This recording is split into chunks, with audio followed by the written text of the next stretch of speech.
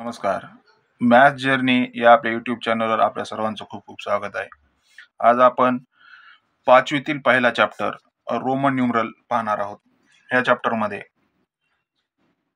सर्व बारकावे आपण आज इथे पाहूयात.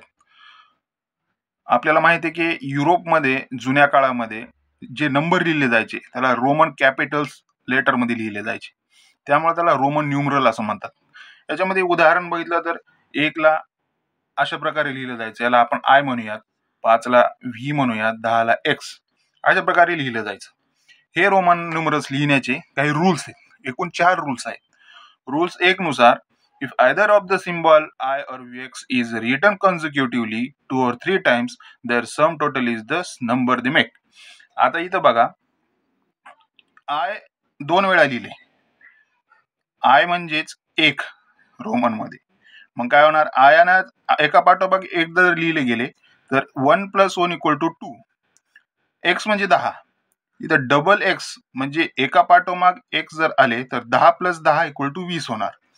आय हे एकदा एका पाठोपाठ 3 वेळा आले, त्यामुळे काय होणार, 1 + 1 + 1 = 3.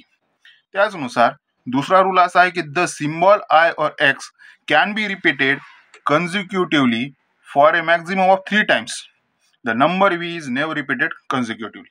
म्हणजे काय, आय और एक्स जास्तीत जास्त 3 वेळा एका पाठोपाठ एक तीनदा येऊ शकतात, तर व्ही हा एका पाठोपाठ येऊ शकत नाही. त्याचं उदाहरण घेतलं तर आय हा एकदा आहे, दोनदा, जास्तीत जास्त 3 वेळा येईल. त्याचनुसार एक्स हा जास्तीत जास्त किती वेळा येईल, 3 वेळा येणार. 4दा येऊ शकतो का असा, 4 वेळा = 40 असं आपण लिहू शकत नाही. त्याचनुसार आय आय आय आय = 4 असं सुद्धा आपण लिहू शकत नाही, कारण ह्या रूल नुसार आय हा एक हा जास्तीत जास्त 3 वेळा येऊ शकतो, तर 10 पण जास्तीत जास्त 3 वेळा येऊ शकतो. त्याचनुसार तिसरा रूल असा आहे की when either I or V is written on the right of the symbol of bigger number, its value is added to the value of the bigger number. हे काय म्हणताय की समजा एक बिगर नंबर आहे, 5 जर घेतला, 5च्या राईटला जर 1 आला तर हा काय होणार आहे, याच्यामध्ये ऍड होणार आहे. हे माहिती आपल्याला. व्ही म्हणजे काय असतं, 5. 5 + 1 = 6. त्याचनुसार बिगर नंबर आणि आय असा, तर बिगर नंबरच्या शेजारी 1 आहे, हा बिगर नंबर मध्ये काय होणार, ऍड होणार. एक्स म्हणजे 10, हा 1 म्हणजे 1, ही काय होणार, ऍड होणार. टोटल किती झाले, हे झाले 11. त्याचनुसार ही बेरीज अशीच होणार. एक्स = बिगर नंबरच्या शेजारी जर आय आले 2दा, तर काय होणार, 10 + 1 + 1 = 12. त्याचनुसार आता तिसरा रूल आहे, when I1 is written on the left of V or X, then its value is subtracted from the sum of V or X. However, the symbol is not written more than once before V or X.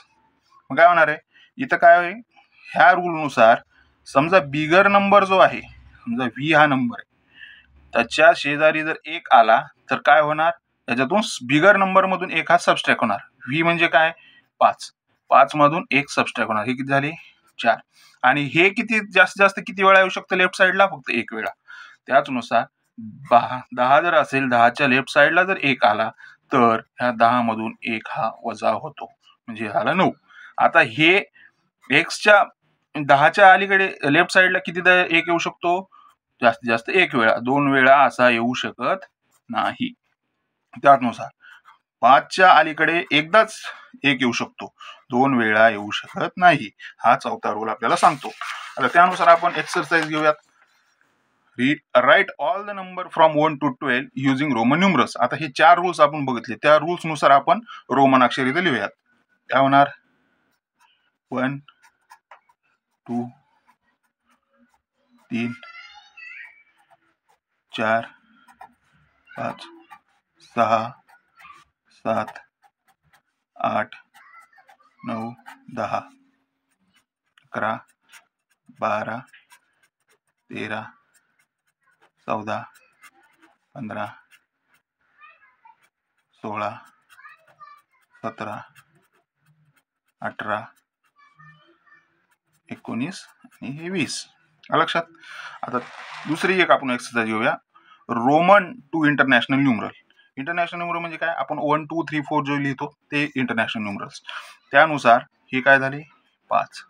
हे काय होणार, हा 5 plus हा 1 equal to 7. हे काय होणार, हे 10 plus 1 हा 1 आणि हा 1 किती झाले 13. आता हे माहिती आहे आपलं 10 हे किती आहे, त्यानुसार 4 14. हे किती 10 प्लस 5 आणि 6 16. 10 प्लस 5 प्लस 1 प्लस 1 प्लस 1 10 5 आणि 3 1 1 1 आणि 5 15 आणि 3 18. हे काय 9. ओके. आता हे काय international numbers to Roman number. आता रोमन नंबरनुसार काय होईल, फोड करूया. 10 प्लस 5 बरोबर कसं होणार मग, हे 10 आणि 5. त्यामुळे 10 प्लस 5 प्लस 1 10 हे 5 आणि हे 1 10 प्लस 9 हे कसं होणार आहे 10 आणि हे 9. लक्षात. ओके. तर आपण पुढचं घेऊया. रोमन न्यूमरल्स मध्येच आणखीन हे 1 ला आय असं लिहिलं जातं, 5 ला व्ही असं लिहिलं जातं, 10 ला एक्स असं लिहिलं जातं, आपण पाहिलं आता. तर 50 ला यल असं लिहिलं जातं, 10 ला सी म्हणून इंडिकेट केलं जातं, 500 ला डी आणि 1000 ला एम. पण हे आपल्याला काही गरजेचं नाही, एवढं काय गरजेचं नाही. जास्तीत जास्त 20 ते 30 पर्यंत आपल्याला रोमन न्यूमरल माहित असावे. आता एक लक्षात घ्या की न्यूमरिकलमुळे काय होतं की कॅल्क्युलेशन फार डिफिकल्ट होतं. त्यामुळं इंटरनॅशनल लेवलला रोमन न्यूमरिकलला आपण यूज करत नाही जास्त करून. त्याच्याऐवजी आपण डेसिमल सिस्टीम करतो. डेसिमल सिस्टीमनं ही आपले प्राचीन भारतातील जे मॅथमॅटिशियन होते त्यांनी ती इन्व्हेंट केलेली आहे ही सिस्टीम. ही सिस्टीम पूर्ण जगामध्ये ऍक्सेप्ट केलेली आहे, कारण ती वापरायला खूप सिंपल आहे आणि कन्व्हिनियंट आहे. अशा प्रकारे आपण आज 5वीचा पहिला चॅप्टर रोमन न्यूमरल पाहितलाय. लगेच आपण आता 5वीचा दुसरा चॅप्टर पण पाहणार आहोत. त्यासाठी ह्या युट्यूब चॅनलला आपण सबस्क्राईब करा आणि बेल आयकॉन नक्की क्लिक करा, जेणेकरून पुढे येणारा व्हिडिओ तुम्हाला पाहायला मिळेल. असेच या चॅनल सोबत कनेक्ट राहा. आपण 5वी पासून 12वी पर्यंत अत्यंत सोप्या पद्धतीनं मॅथमॅटिक्स शिकूया. धन्यवाद.